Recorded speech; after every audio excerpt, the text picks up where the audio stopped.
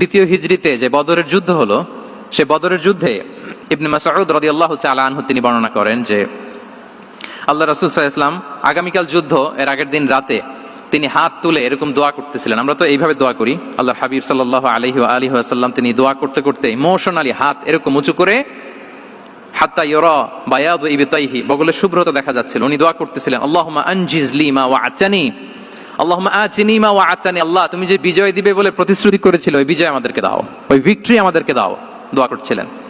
সাইয়েদনা আলী রাদিয়াল্লাহু তাআলা আনহু উনি বর্ণনা করছেন যে বদরের যুদ্ধের আগের রাতে আমরা সবাই ঘুমোচ্ছিলাম, কিন্তু রাসূল সাল্লাল্লাহু আলাইহি ওয়াসাল্লামকে দেখলাম যে না, উনি হাত তুলে শুধু আল্লাহর কাছে কান্না করছেন, দোয়া করছেন। আবু বকর রাদিয়াল্লাহু তাআলা আনহু উনি বলেন যে আমি যে দেখলাম যে তিনি ফজর পর্যন্ত দোয়া চালিয়েই যাচ্ছিলেন, দোয়া কন্টিনিউ করছিলেন তিনি। এবং দোয়া করতে করতে রাসূল সাল্লাল্লাহু আলাইহি ওয়াসাল্লাম এতটাই ইমোশনাল হয়ে গেলেন যে ওনার গায়ের চাদরটা নিচে পড়ে গেল। আবু বকর রাদিয়াল্লাহু তাআলা আনহু যে বলেন ইয়া নবী আল্লাহ কাফাকা মুনাশাদাতুকা রাব্বাক ফাইন্নাহু সায়ুনজিজু লাকা মা ওয়া'আদাক, হে নবী যথেষ্ট, এনাফ ইজ এনাফ, অনেক হয়েছে নবী, আর কাঁদতে হবে না, আপনার রব আপনাকে ভিক্টরি বা বিজয় দান করবে ইনশাআল্লাহ।